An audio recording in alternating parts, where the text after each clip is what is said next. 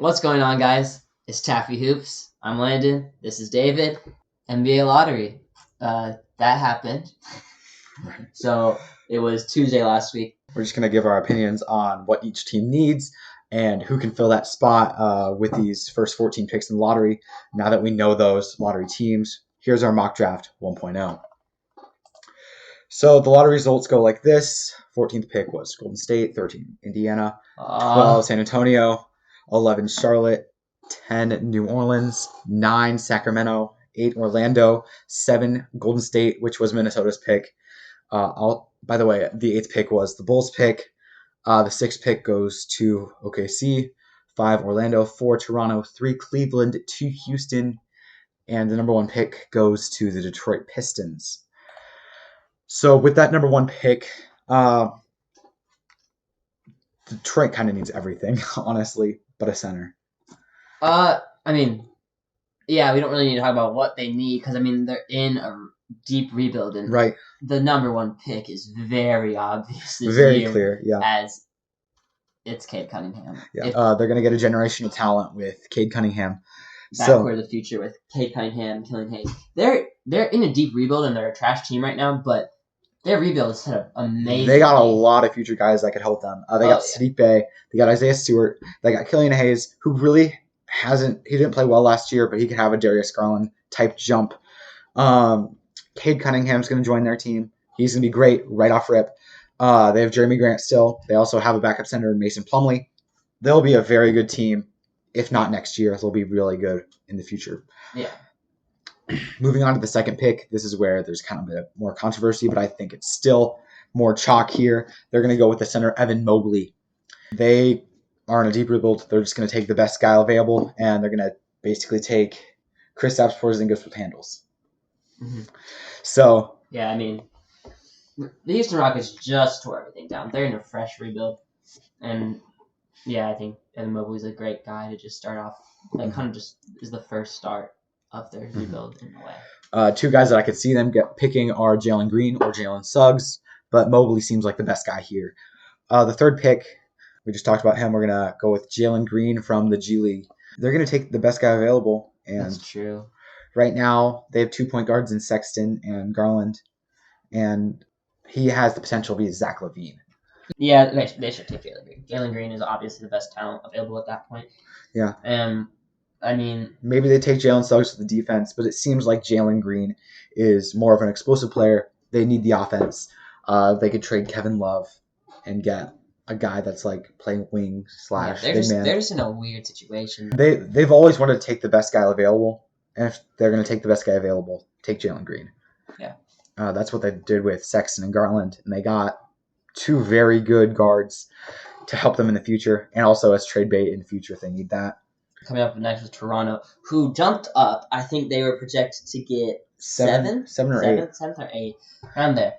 And they jumped up. They got 4th with our mock draft. Jalen Suggs as becoming their new point guard, and I think they're moving off with Kyle Lowry. I could see him leaving in free agency. And if they don't trade him or he doesn't leave, he could be that great mentor for Jalen Suggs.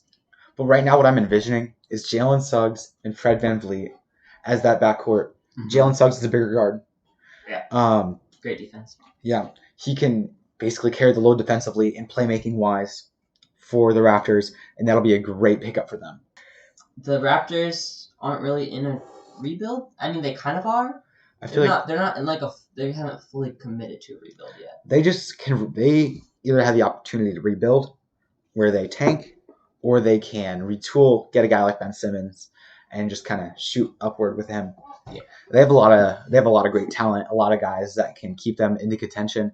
It just seems like it didn't really work out this year, and they got lucky with the 4th pick this year. Jalen Suggs would be a great guy for them to pick up.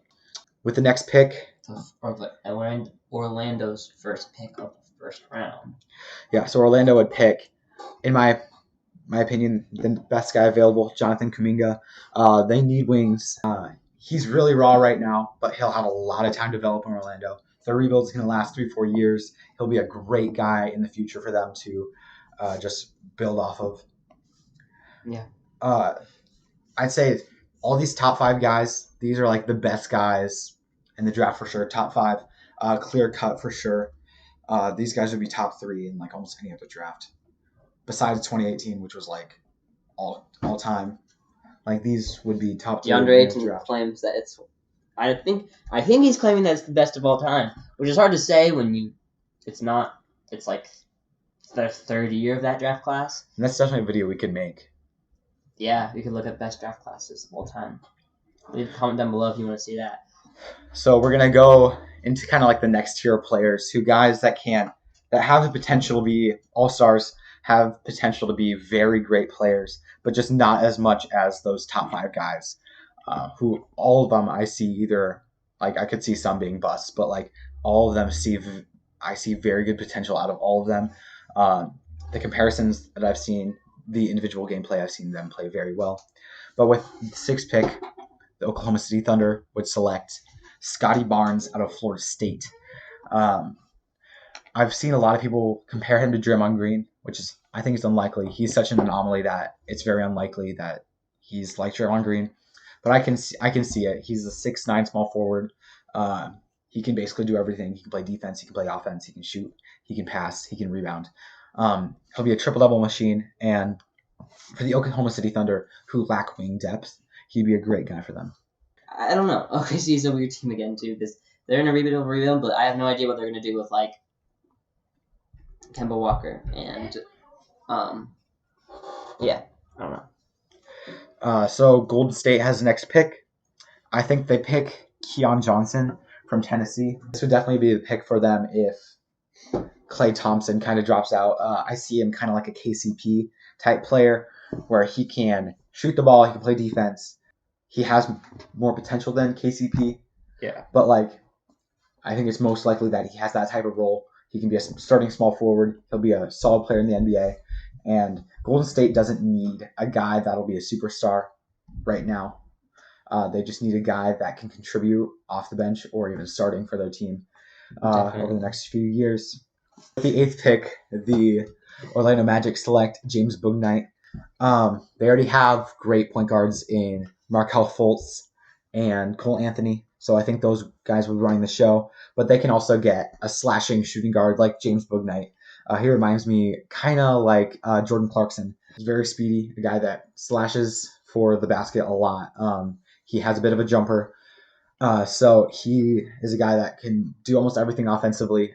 His defense kind of needs some help. But with the Magic, with their new coach, that could be something that we see more potential for him and the team. With the 9th pick, the Sacramento Kings would select Franz Wagner from Michigan, starting small forward.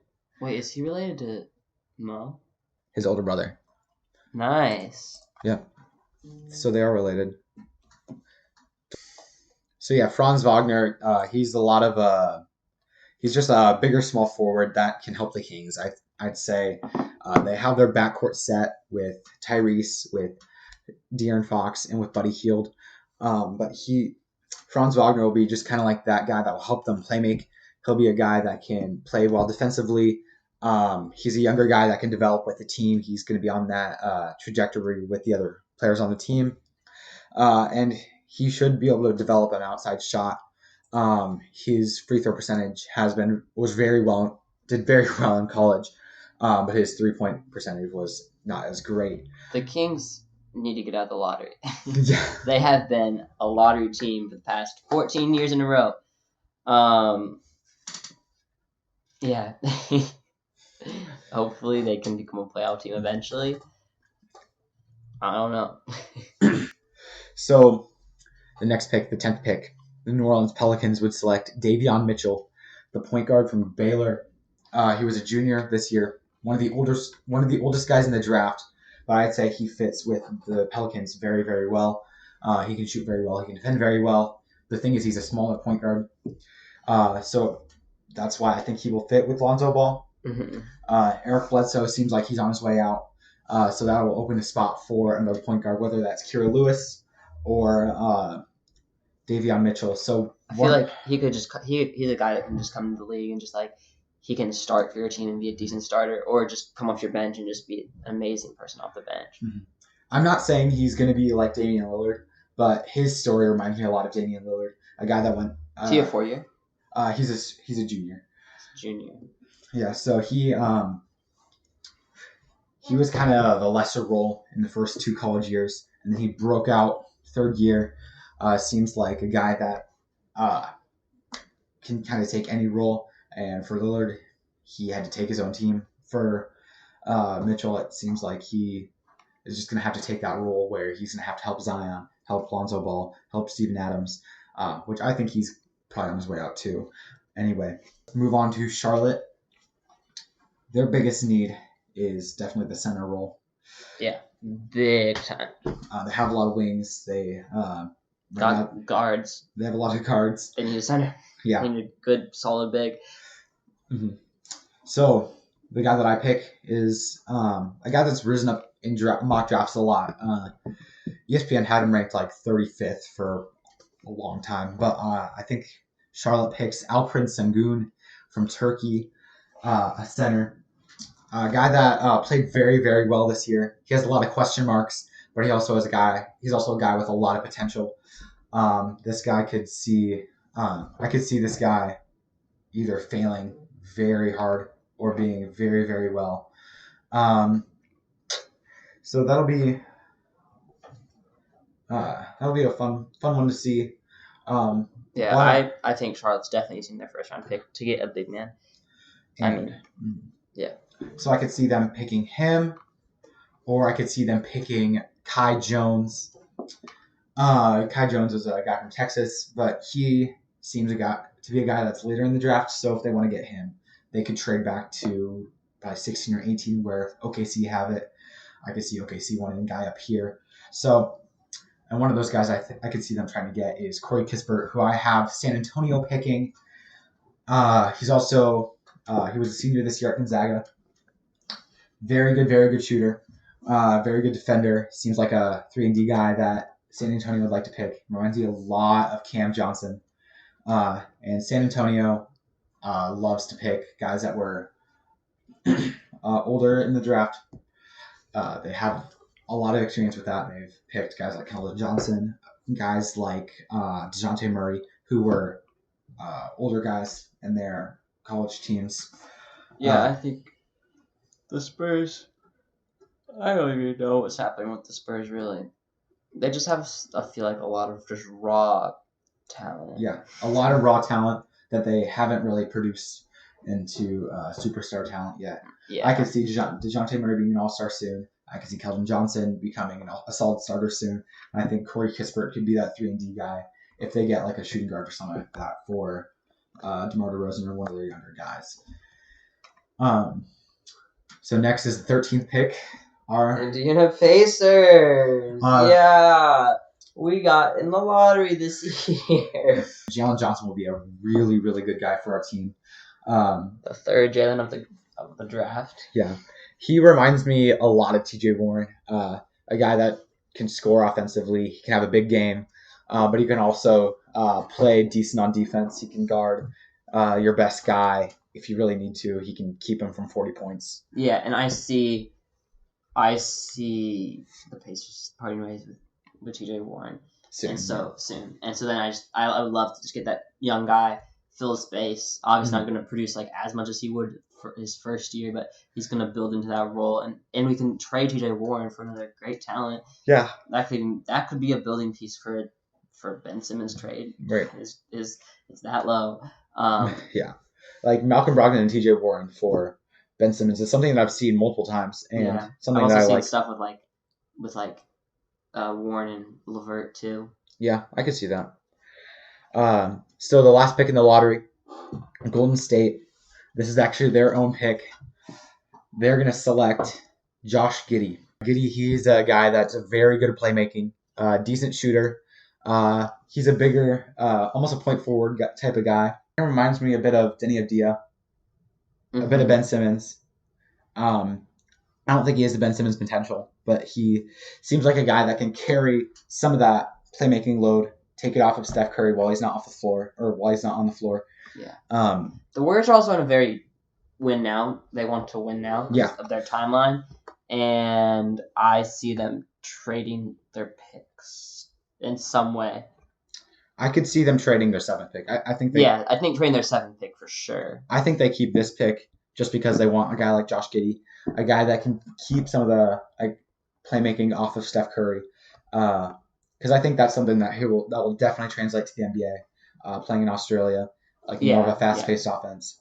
LaMelo's playmaking kind of translated really well to America. So I think Josh Giddey's will do the same thing. Yeah. And that's the lottery. That's all we're going to do the mock draft for. One, we just had our 50 subscriber live stream. So thank you once again. Thank you for everyone who watched that. And 2, we're sorry we didn't do a second round recap. We just timing. We thought we didn't know if we wanted to do one. We will probably recap. We'll definitely recap the conference. We'll recap the conference finals for sure, and that will probably just go along with the second round. Yeah. Especially because there's not any predictions really. We're just talking about the final predictions. So that's going to be a combo video or just recapping what the heck just happened in the playoffs. Share, like, comment, subscribe. I say this every video, but every video is true. We have some great video ideas planned, and we actually gotta film them though. We gotta film them. We'll see you next week. Peace.